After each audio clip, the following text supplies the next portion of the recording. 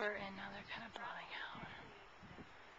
But there's this really cool lookout point, and then you'll see all the camps. It's so neat, and then you can kind of see the waterfall.